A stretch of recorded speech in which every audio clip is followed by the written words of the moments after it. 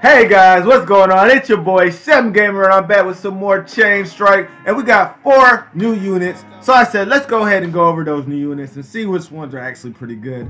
Alright, so we just did our summons. I did 31. I got 2 out of 4 of the new units.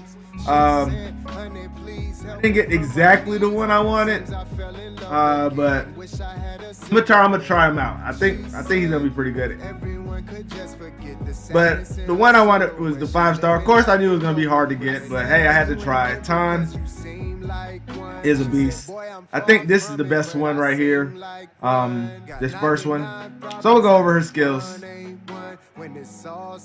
Alright, so attacks the enemy in range 3 consecutive times to double the critical damage amount. So you want to have nice crit rate on her, but you really want to have really good crit damage on her too. Because if you have 200 crit damage on her with I don't know, 200 crit damage with about 70% crit or something. I don't know if you can get like 100% crit with that much crit damage, but you get a whole bunch of crit damage on her, still double the critical damage amount. So whatever you're doing, you're gonna do times 2. You need to crit. You need to crit, but you need to have good crit damage on her. And that's her first skill. Alright. And it attacks 3 times. Alright, so we want to see what her damage output is per hit. And but I'm really thinking it's gonna be really good. Alright. Second skill, attack the enemy in range 4 consecutive times. Oh, she is gonna be great against Kraken. And gains immunity against inability effects for 2 turns. The first attack lands as a critical hit. If the first attack lands as a critical hit. Alright. So she's really dependent on crit rate. But it's cool. You know why? Because this passive skill increases your attack power by 40%. Alright, when the battle begins. And increases your critical rate by 30%. If you have 80 or more HP, 80% or more HP when the turn begins. That's why I said if you can have about 70% crit and then try to get as much crit damage as possible, she's gonna be a beast. Oh my gosh. I thought I had the best attacker when I had Hades. I got Rook Hades. But man, do I want a Rook Tan now. So that's why you saw me last video trying so hard to get her in the summons. Alright, I might try again this week for her. I might try again. I don't know. I'm going to see what happens. Now, we also got Bishop. We know that does the same skill here. All of them have the same first skill. Now let's see what's different here. Attacks the enemy in range 4 consecutive times. That removes all weakening effects granted on yourself if the first lands is a critical hit. Alright, so that's really good too. It removes all the weakening effects on yourself. That's what I'm saying. She's going to be very good everywhere. She's useful everywhere. Alright, dungeons and in arena. And right here, attacks in range 5 times to inflict damage proportionate to the target's max HP. So yeah, definitely very good for dungeons. This one right here. And for those really tanky units in PvP. Alright. Still, the Rook is my favorite. We all know the first skill. Second skill, attacks the enemy in range 4 consecutive times. Again, okay, so you get against inability effects. It's kind of like the Rook one. So you gotta land a critical hit, and you'll get immunity from inability effects. All right, and then the third skill, attacks in the range 5 times, and fully recover your HP if the target is defeated. That would be such a problem in PvP. You kill somebody with this skill, and your HP goes back all the way to full. That would be so annoying. It's almost just like reviving them or just having a really good healer.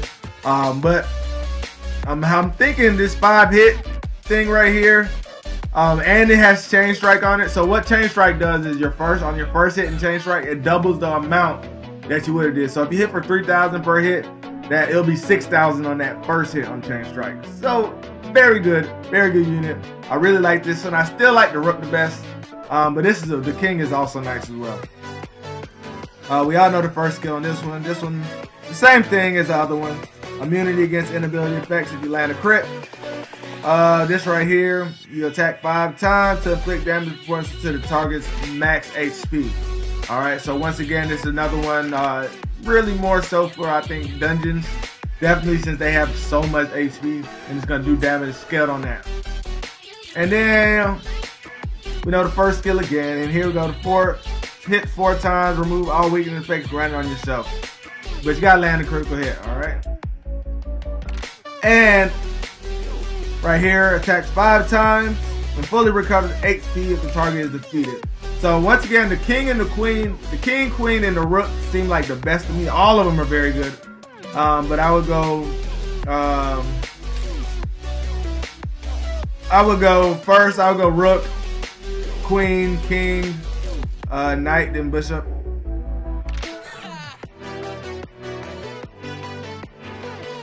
No. Bishop and knight. Knight last. But okay. Anyway, Tan is a beast. If you got her, congratulations. Definitely if you got her early. Definitely if you got the rook. Oh my gosh. If I see the rook, I'm going to try to kill that one ASAP in the arena. I know somebody already got her. You're lucky. Oh my, that rook Tan is a beast. Alright. Now, this one right here, I didn't get him. This is the one. This out of the 4 stars. This is the one I wanted to get. Dragenaz. Okay.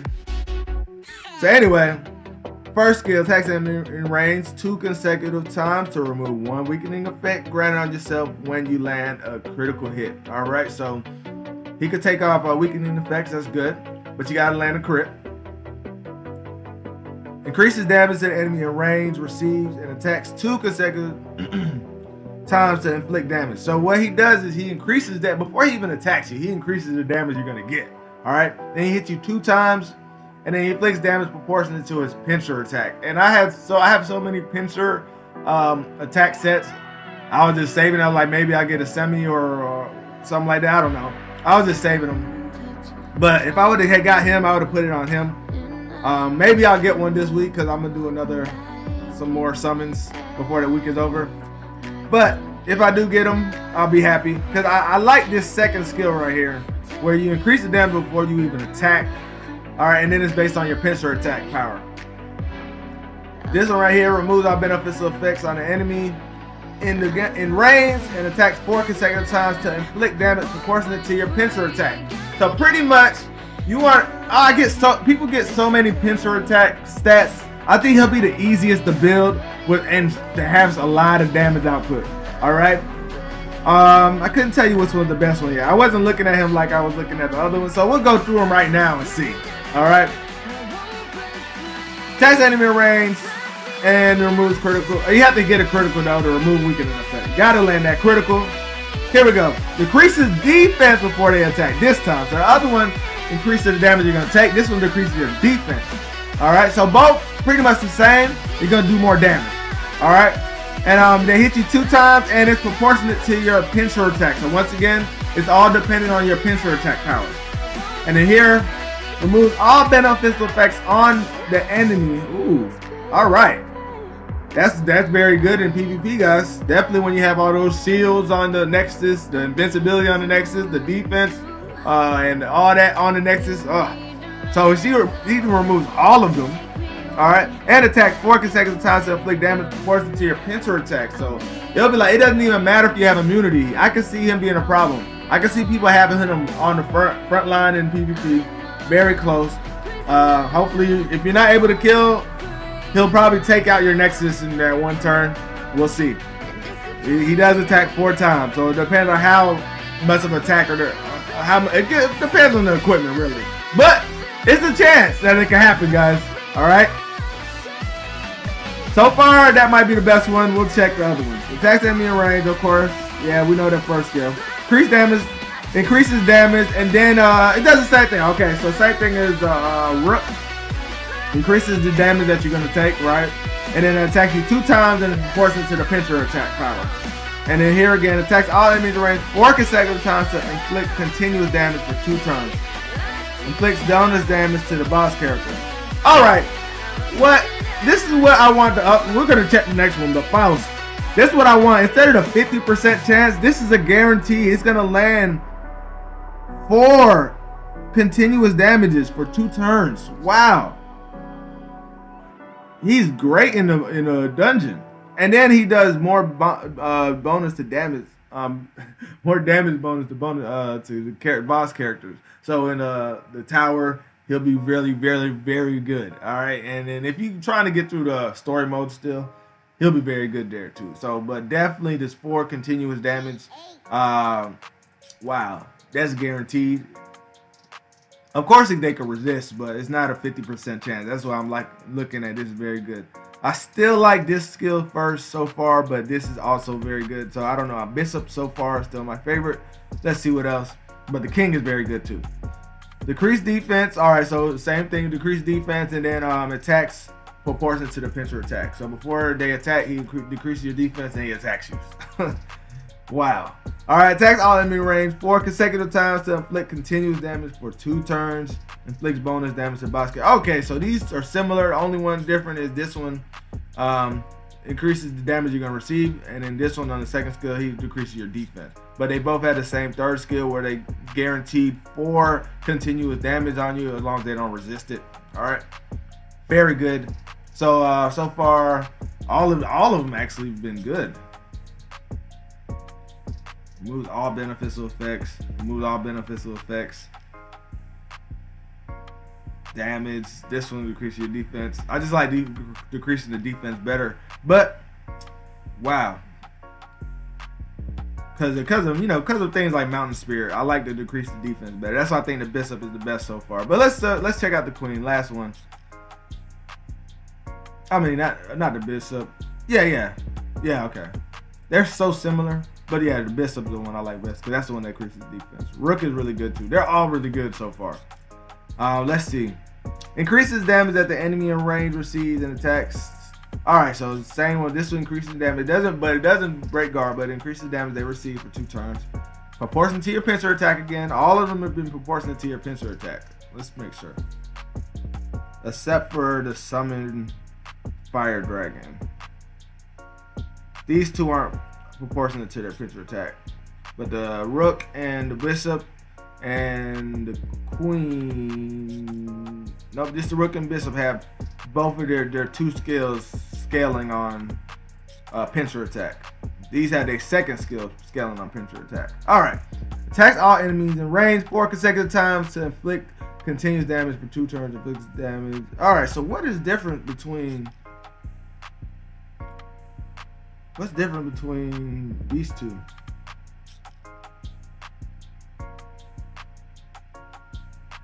Decreases defense, increases damage. That's the difference. So what's the difference between these? Suit like a bee, summon fire dragon. Suit like a bee, burn up. Attacks all enemy range 4 consecutive times to inflict continuous damage for 2 turns. Inflicts bonus damage to gimmicks. All right, there we go. So that's the difference. All right, so he's definitely for PvP. That's what it is. So the Queen, he attacks 4 times, continuous damage, but it's more damage not to the boss. So this one's for the boss, but this one's more damage for gimmicks. All right. So I'm thinking he's gonna be the beast. I think a lot of people are gonna be using him more so. Between him and these 3 are going to be used in PvP the most. The Bishop, the Rook, and the Queen. This one does extra damage to the gimmicks, and these remove all beneficial effects before attacking anything. So he's going to be a problem in arena. All right, I think the meta is already going to change really quick. All right, in arena. So it looks like they got things to counter Maria and Aiken and all that other stuff because getting rid of that invincibility effect was a little challenging sometimes. Even with an 80% chance when I was using my bout, sometimes you just wouldn't take it off. Or I'll just take off one of the weakening effects. I mean buffs off the Nexus. So let's go to the next person. I got, as you see, I got one. This is the one I got, the King, but we're gonna go through all of them. All right. So I actually think this form looks cooler than the Awakened form, but hey. So he uses a gun. I didn't even notice that until now. Yeah, I think he looks cooler. But anyway, first skill, attacks enemy in range is stun. This is why he's so good to me. That first skill, using him on pincer attacks, he has a chance of stunning with a 30% chance, and then it goes up to a 40% chance when you level him up with skill books. All right. So 40% chance pretty much to stun anybody you hit. Really good. Attacks the enemy in range 2 consecutive times and knocks back this target by 1 space. Oh, this could be really good against Lord Dragon. When Lord Dragon's in a spot, he settles into a spot. If you can knock him back, he counters Lord Dragon. So I'll be aware of that, guys. If y'all having a problem with Lord Dragon and he's just somewhere like the definitely like the Knight Lord Dragon, and he's like just tearing up the Nexus every turn and you can't kill him yet and he's not moving, you can knock him back out of that spot and get him out of range. So watch out for him. Faust is good for that, okay? Next, Judgment Bullet attacks the enemy in range 3 consecutive times to inflict damage that's proportionate to the number of weakening effects granted on their target. Alright, so this is situational. The more weakening effects you have, the more damage he'll do. Alright, so I don't like the setup that you have to go do too much like that, but I do like this second skill, Evil Elimination. So he does counter people like Lord Dragon and anybody else that's in a threat position. Alright. We know that he stuns on the first skill, which is really good. Once again, we have attacks the enemy in range 2 consecutive times, knocks back target by 1 space. What's the difference between that and this? Nothing really. It's the same thing, okay. And Death Warning. Attack the enemy in range 3 consecutive times to inflict damage that's proportionate to the current number of dead allies the enemy. Alright, so if he survives and it's only like you sudden death, he's gonna be very strong in the sudden death rage mode. Like if he goes into rage mode, but once again it's situational. He will have to be the lone survivor, everybody else will have to die, they will have to have teammates dead, and the more that are dead, the more damage he does. Really situational though. But in that situation I can see him shining. Alright. Once again, we have stun. Attacks the enemy in range 2 consecutive times and recovers HP by 30% of the inflicted damage. So this is the one I have, and he's an HP type. Alright. So he doesn't have like 1600 attack. But 1200. Not bad, but a lot of HP. But this skill is based on the damage you do. So kind of conflicting. I would have rather him been an attack type and then have this HP recovery. But we'll see how much damage he actually ends up doing. I'll build him up and I'll do a review on him so y'all can see. Just so y'all can see how he does. Alright. And in God's Punishment, attacks all enemies in range 3 consecutive times to inflict continuous damage up to 3 times for 2 turns with a 50% chance each. See? This is why I was comparing to the Dragenaz. Dragenaz has 4 for 2 turns guaranteed. He has 3 for 2 turns with a 50% chance. What is up with that? He must do more damage or something. This doesn't make sense. He 3 for 2 turns, 50% chance each. The other one has 4. And then on top of that, I think what does he like? He does more damage too when it's like either a gimmick or a boss or something. So why? That's what I don't get. I got him though. So I'm happy I got one of the new characters, but I really wish it was a Dragenaz instead. Alright. Next, stuns on the first skill, which is really good. Attacks the enemy in range 2 consecutive times, recovers HP by 30%, just like the King. What he does different is attacks the enemy 3 consecutive times to inflict damage that's proportionate to the number of dead allies and enemies. So once again, situational. And then attacks the enemy. Okay, he heals 30% inflicted damage, and then attacks the enemy in range 3 consecutive times to inflict damage that's proportionate to the number of weakening effects granted on the target. So situational. So everybody really situational except for the King. Like the number of allies dead, compare the number of allies dead. This one right here, depending on how many weakening effects you set up.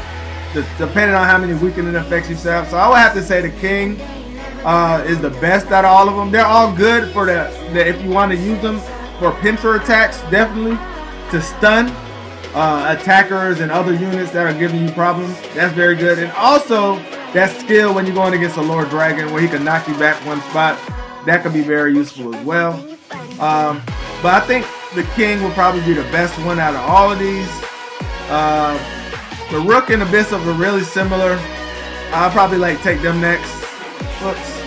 And I don't know. Probably like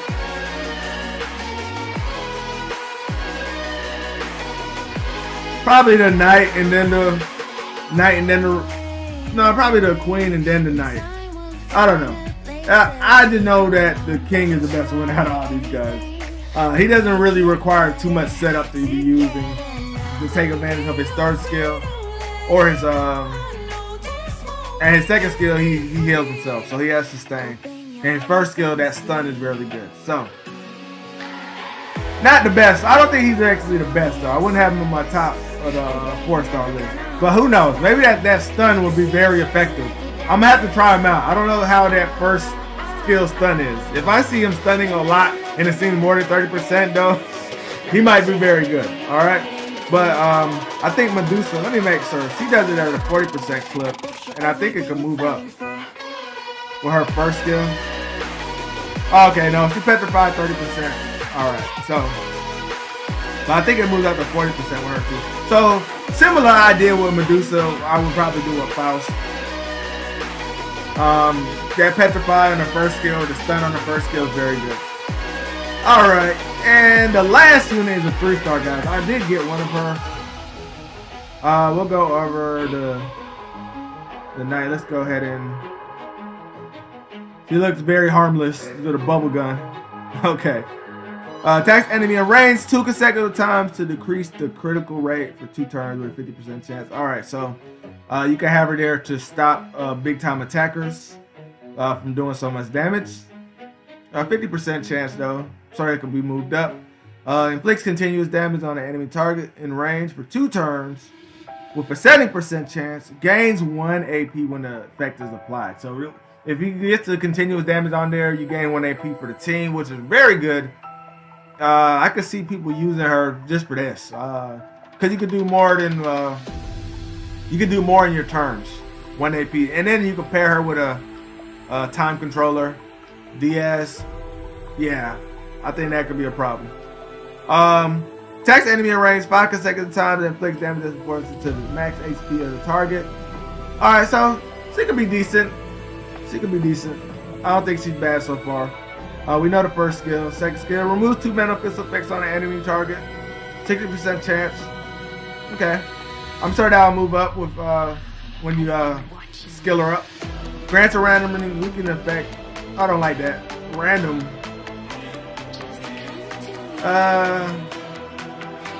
It'll be cool if it was like Orion and something where you could do like 3 different weakening effects.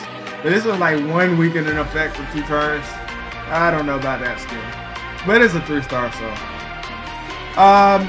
This gaining 1 AP is good though. Once again, gains 1 AP, and then here, attacks enemy in range 5 consecutive times. Inflicts damage that's proportional to the max HP of the target. So this could be good right here. So far, the Knight and the King are really good. This is the one I got right here. So we gain 1 AP, and then grants a random inability effect on an enemy target for 1 turn with 80% chance. All right. I just really like the gaining 1 AP. But the other skills, not so much. Okay, removes 2 beneficial effects on an enemy target. Grants a random weakening effect on that. Same thing. Grants a random weakening effect. Oh, you know what? I see. This one's different. The one I got, it's an inability effect, so I was just thinking of weakening effect. So that's actually very good. So I want to see. I got her. I think this is the best one. Then I'm surprised I got the one I think is the best one. Let me make sure that's the one. Yeah, that is the one I got. That the gaining 1 AP is very good. And then let me see what this skill does when I level her up. See, it might actually be very good. Alright. Increases activation rate by 10%. Alright, so I was hoping it will move up to 2 turn stun or 2 turn sleep or whatever. But it's not. It still stays at 1 turn. But when you evolve her to 6 stars, it goes up to 80% chance. And then it looks like you got a 100% chance when you skill her up. So you got a 100% chance of stunning whoever you want for 1 turn, guaranteed. And then you gain 1 AP with this attack here. So and then she goes right here, and 60%, 70% chance to reduce your critical rate for 2 turns. I can see people using her in PvP, but late game. I see late game situational things for her if you're going against a certain lineup. I wouldn't build her right away, but I'm gonna keep her. You see, I locked her. I'm gonna keep her. I like this random inability effect guarantee, and I like this gaining 1 AP. You got a 85% chance of landing this continuous damage to gain this 1 AP when she goes. All right. So guys, thank you guys for watching. Like always, I hope that guide of the new players was helpful. I got Faust. I really wish it was a Dragenaz compared. I'm happy I got a new guy. That first skill 30% stun's good, but I don't know, man. I'm not sure about him yet. But maybe later on. I'm gonna keep him and build him up. Alright? But thank you guys for watching. Don't forget to like, comment, and subscribe, and share this video. Hit that bell notification if you ain't subscribed. And I'll be back again for another video. This is your boy, 7Gamer, and I'm out. Peace, guys.